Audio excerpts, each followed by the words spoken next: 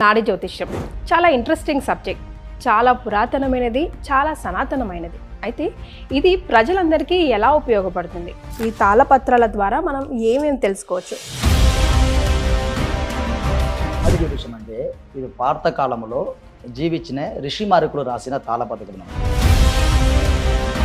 మా తాత మా ముత్తతులు పారంపర్యంగా చేస్తున్నారండి. ఈ నాడి జ్యోతిషం ఎట్లా తెలుసుకోవాలంటే ఫస్ట్ ఇది వేలుముద్ర అనేది మీరు ఇవ్వాలండి. ఓకే, అదే తాళపత్ర గ్రంథంలో అది వేలుముద్ర ప్రకారం తీయడం కుదురుతుందండి. ఒక థంబ్నెయిల్ దా? అవునండి, అవునండి.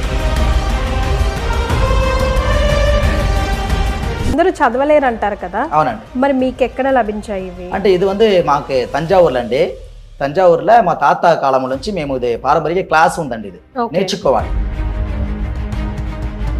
అంటే దీనికి విద్య యొక్క రావాలి, ఫస్ట్ అందరికి రాదండి. అవును, ఇది శివుని అనుగ్రహము, గురు అనుగ్రహము పరిపూర్ణంగా ఉండాలండి. తాళపత్ర ఎట్లా చూస్తున్నారంటే మా తాతలు అందరూ రాజుల జాతకం చూసేవారు. రాజులు కృష్ణదేవరాయ కాలంలో తమిళనాడులో రాజరాజ కింగ్ అంటారు, ఫేమస్. మరి అక్కడ ఉన్నంత వాళ్ళకు రాజులు కూడా మన దగ్గర ఆలోచన అడుగుతారు. అంటే వాళ్ళకి ఏదైనా సమస్య వచ్చినప్పుడు,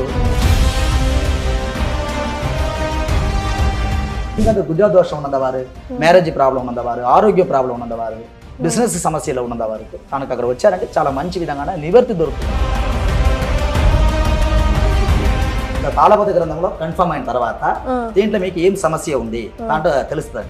దానికి సమయం నివర్తి కూడా ఉంటుందండి. దాంట్లో రాసి పెట్టి ఉంటుంది, మనం మామూలుగా చెప్పడం కాదండి.